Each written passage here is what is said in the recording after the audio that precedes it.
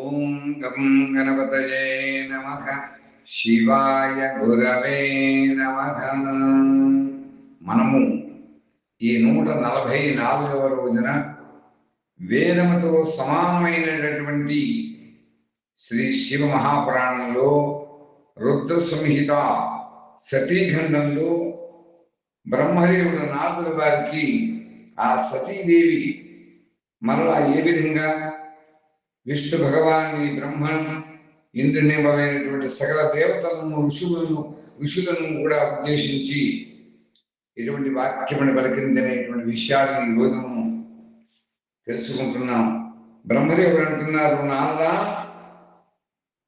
క్రోధపూరితురాలైనటువంటి జగదంబ సతీదేవి మిక్కిలి భావోద్వేగానికి బాధకు గురి వ్యధిత హృదయురాలై నానా మాటలు కూడా పలికింది అని తెలియజేస్తున్నారు.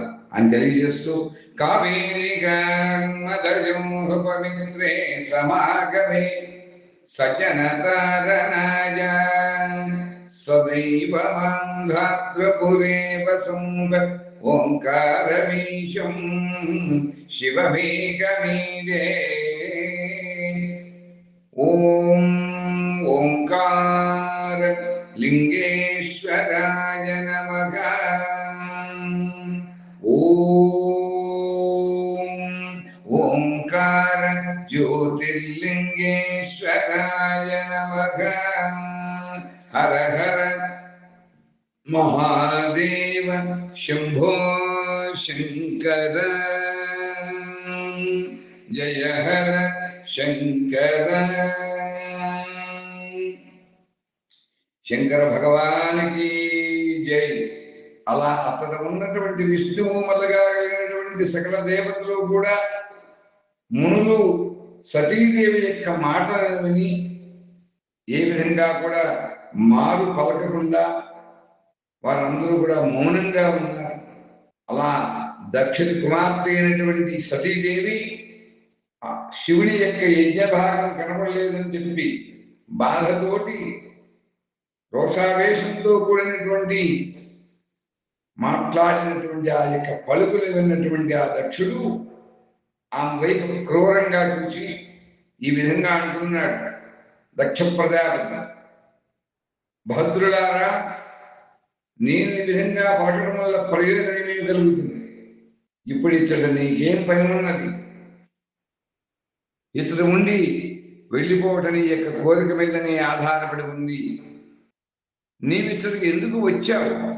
నీ భర్త అయినటువంటి శివుడు, ఆ పరమేశ్వరుడు అమంగళ రూపుడని ఇచ్చడు ఉన్నటువంటి విద్వాంసులందరూ కూడా తెలుసు. వాళ్ళందరూ కూడా ఈ విద్వాంసులందరూ కూడా ఎరుగుదురు. ఆ శివుడు కులీనుడు కాదు, వేదముల చేత బహిష్కృతుడు, శ్మశానవాసి కాబట్టి భూత ప్రేత పిశాచములకు ఆ రుద్రుడు స్వామి. అతడు మిగిలిన వికారమైనటువంటి వేషాన్ని ధరించి ఉంటాడు కనుక నీ పతి అయినటువంటి రుద్రుడు ఈ యజ్ఞమనందు ఆహ్వానింపబడలేదు.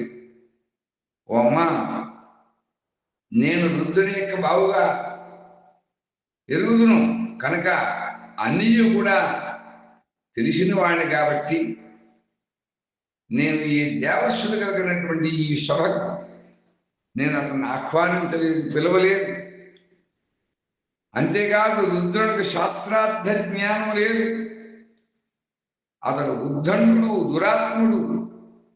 నేను మూర్ఖుడిని కాబట్టి, పాపినై ఉన్నాను కాబట్టి నాకు నా తండ్రి అయినటువంటి బ్రహ్మదేవుడు చెప్పగా నిన్ను అతనికి ఇచ్చి వివాహం చేశాను కనుక నీవు క్రోధాన్ని వదిలి శాంత చిత్రాలవి స్వస్థతతో కూడి మౌనంగా ఉండవలసింది.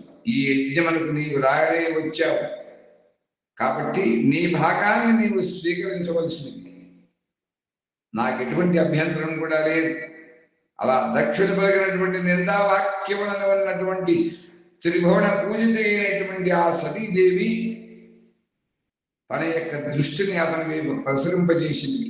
అప్పుడు ఆమెలో క్రోధావేశములు అధికమయ్యాయి. నేను ఇప్పుడు శంకరుని దగ్గరికి వెళ్ళి ఏ విధంగా వెళ్ళగలను, వెళ్ళి ఏ విధంగా ఇక్కడ జరిగినటువంటి విషయమును తెలుపగలను. శంకరుని దర్శించి కోరికతో అతనికి వెళ్ళినట్లయితే ఆ స్వామి ఇతర విషయములన్నీ కూడా నన్ను అడుగుతాడు. అప్పుడు ఆయనకు నేను ఏం సమాధానం ఇవ్వగలను అని సతీదేవి మనస్సులో పరివిధములుగా ఆలోచిస్తూ ఉన్నది. తదనంతరం ముల్లోకములకు జనని అయినటువంటి సతీదేవి బాధతో, బాధాతత్వమైనటువంటి హృదయంతో, అవమానింపబడినటువంటి హృదయంతో రోషావేశభరితురాలైంది. ఆమె దీర్ఘ నిశ్వాసములను వదులుతూ ఉన్నది.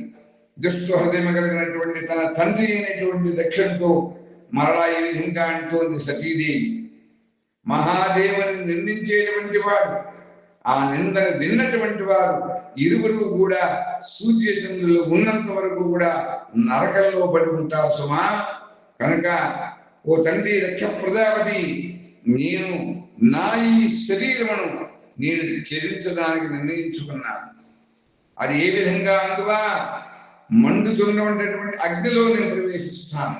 నా స్వామి యొక్క అగౌరవమును విని, అవమానము నేను భరించి ఈ యొక్క జీవితమును రక్షించుకోవడం వల్ల ప్రయోజనం ఏమున్నది? ఎవరైనా సమర్థలేనట్లయితే స్వయంగా శంకరుని నిందించేటువంటి వారి యొక్క నాలుగును బలవంతంగా ఖండించాలి. అప్పుడే అతడు శివనందనం చేసినటువంటి పాపము నుండి పరిశుద్ధుడుగా అవుతాడు. ఇందులో ఏమాత్రం కూడా సందేహం లేదు. ఒకవేళ అట్టు చేయడానికి సామర్థ్యం లేదా, సామర్థ్యం లేనట్లయితే బుద్ధిమంతుడైనటువంటి పురుషుడు తన రెండు చెవులను కూడా మూసుకుని అతడు నుండి నిష్క్రమించాలి, వెళ్ళిపోవాలి. దీనివల్ల అప్పుడు అతడు కూడా పరిశుద్ధుడే అవుతాడు.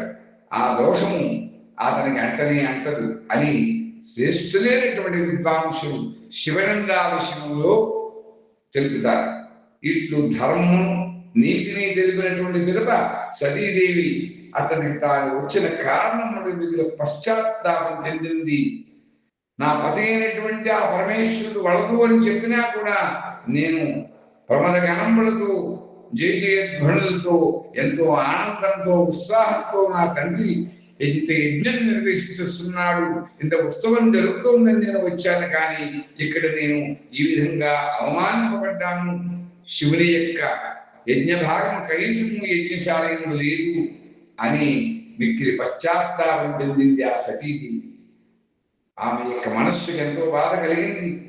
అలా శంకరుని యొక్క మాటను అనేక విధములుగా గుర్తుకు తెచ్చుకుంటూ పిదప సతీదేవి మిక్కిలి క్రుద్ధురాలై దక్షిణతో విష్ణువు మొదలైనటువంటి సకల దేవతలతో కూడా మునులతోటి ఉత్తమమైనటువంటి ఆ యజ్ఞం నిర్వర్తించేటువంటి వారందరితోటి కూడా మిక్కిలి నిర్భయంగా ధైర్యంతో మరలా ఈ విధంగా వాక్యాన్ని పలికింది, నిందావాక్యమును పలికింది.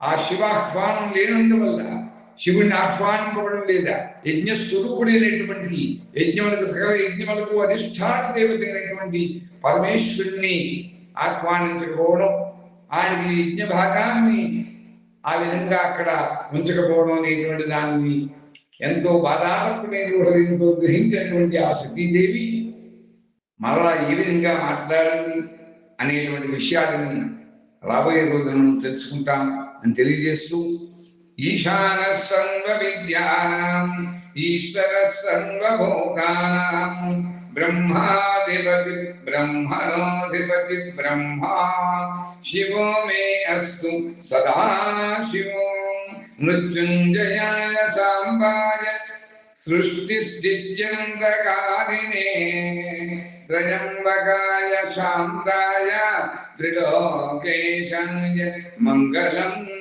సూర్యచంద్రాగ్నినేత్రాయ నమః కైలాసవాసినే సచ్చిదానందరూపాయ ప్రమదేశాయ మంగళం.